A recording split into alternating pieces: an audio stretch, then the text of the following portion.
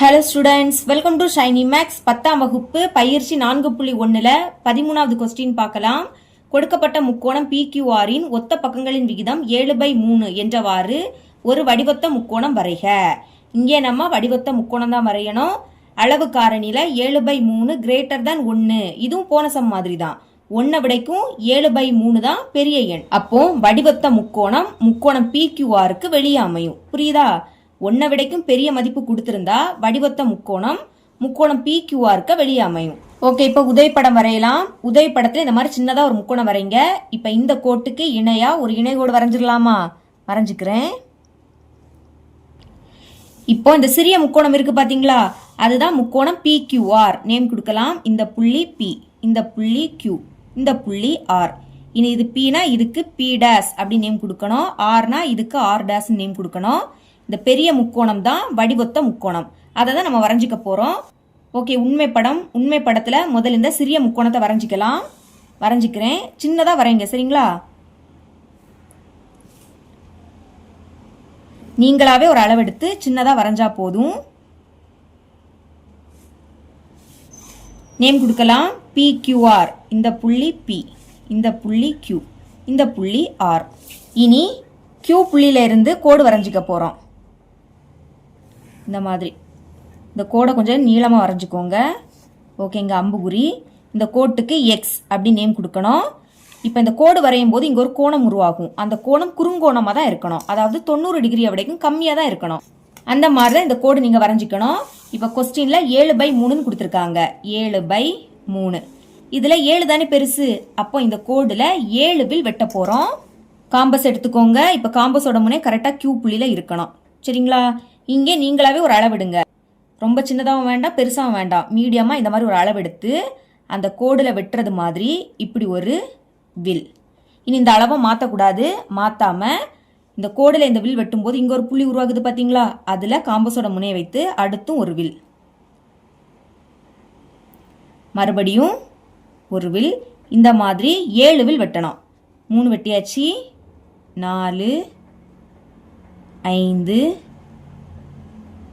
6, 7 name கொடுக்கலாம். இது Qனா இந்த புள்ளிக்கு Q1 அப்படி நேம் கொடுங்க. இந்த புள்ளி Q2, இந்த புள்ளி Q3, இது Q4, இது Q5, இந்த புள்ளி Q6, கடைசி இந்த புள்ளி Q7. இப்போ கீழே என்னது இருக்கு? 3. அப்போ Q3ஐயும் இந்த Rஐயும் இணைத்து கோடு வரையணும். கீழே என்ன நம்பர் இருக்கோ அந்த புள்ளியையும் Rஐயும் தான் இணைக்கணும், சரிங்களா? இணைச்சாச்சு. இனி கீழே இருக்கக்கூடிய எண்ணை விடைக்கு மேலே இருக்கக்கூடியது பெருசு. இந்த மாதிரி மேலே பெரிய எண் கொடுத்திருந்தா QR என்கிற இந்த கோடை கொஞ்சம் நீட்டிக்கணும். அடுத்து PQ என்கிற இந்த கோடையும் நீட்டிக்கணும்.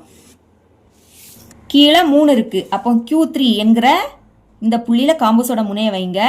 கரெக்டாக Q2ல இருக்கு. இப்போ இதில் இது பாதி அளவு. நம்ம என்ன பண்ணணும்? பாதிக்கு மேலே எடுக்கணும். ஞாபகம் வச்சுக்கோங்க. பாதிக்கு மேலே எடுத்து இங்கே ஒரு வில். இனி இந்த அளவை மாற்றக்கூடாது. மாற்றாம மேலே 7 இருக்கு. அதனால Q7 என்கிற இந்த புள்ளிலையும் காம்பஸோட முனையை வைத்து இங்கேயும் ஒரு வில். இனி இந்த கோணம் இருக்கு பார்த்தீங்களா, அதோட அளவை காம்பஸில் எடுக்க போகிறோம். ஓகே, இந்த புள்ளியில் காம்பஸோட முனை, அங்கே பென்சிலோட முனை. நான் பெண்ணால் வரைகிறேன், நீங்கள் பென்சிலால் மட்டும்தான் வரைஞ்சிக்கணும். பார்த்தீங்களா, கரெக்டாக இருக்குது. இந்த மாதிரி எடுத்து இந்த வில்லில் இந்த புள்ளியில் வைத்து அந்த வில்லை வெட்டுறது மாதிரி ஒரு வில் இப்படி. இனி Q7 என்கிற இந்த புள்ளியையும் இந்த 2 வில் வெட்டும்போது உருவாகக்கூடிய இந்த புள்ளியையும் இணைத்து கோடு வரையலாம். அந்த கோடு இந்த கோடுல தொடணும். ஓகே, இப்போ இது Rனா இந்த புள்ளி R'. இதே மாதிரி மேலேயும் வரைஞ்சிக்க போறோம். காம்பஸ் எடுத்துக்கோங்க. R புள்ளியில வைங்க. நீங்களாவே ஒரு அளவிடுங்க, சின்னதா அளவிடுங்க. ஓகேங்களா? இப்படி இங்க ஒரு வில். இனி இந்த அளவை மாத்தாம R' வைத்து ஒரு வில்.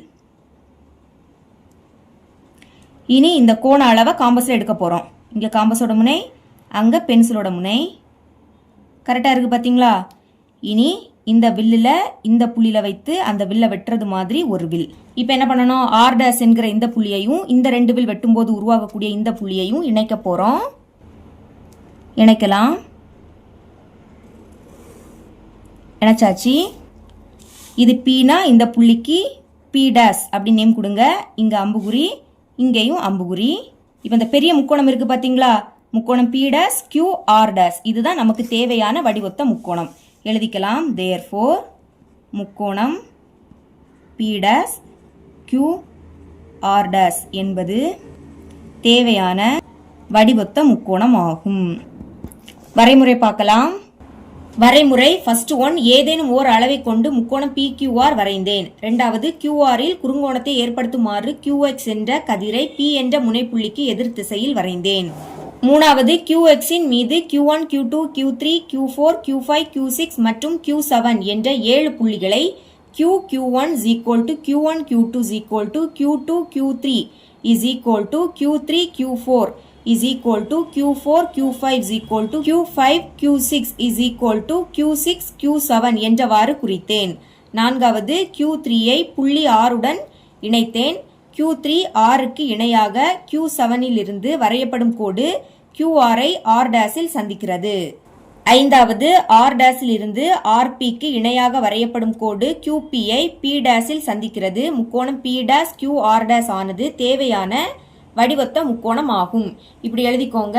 இதோட இந்த பயிற்சி முடியுது. என்னோட டீச்சிங் உங்களுக்கு பிடிச்சிருந்ததுன்னா மறக்காம நம்ம சேனலை சப்ஸ்கிரைப் பண்ணி கூடவே பக்கத்தில் இருக்கிற பெல் ஐக்கனை கிளிக் பண்ணுங்க. அப்பதான் நம்ம அப்லோட் பண்ற வீடியோட நோட்டிஃபிகேஷன் உங்களுக்கு உடனே வரும். தேங்க்ஸ் ஃபார் வாட்சிங்.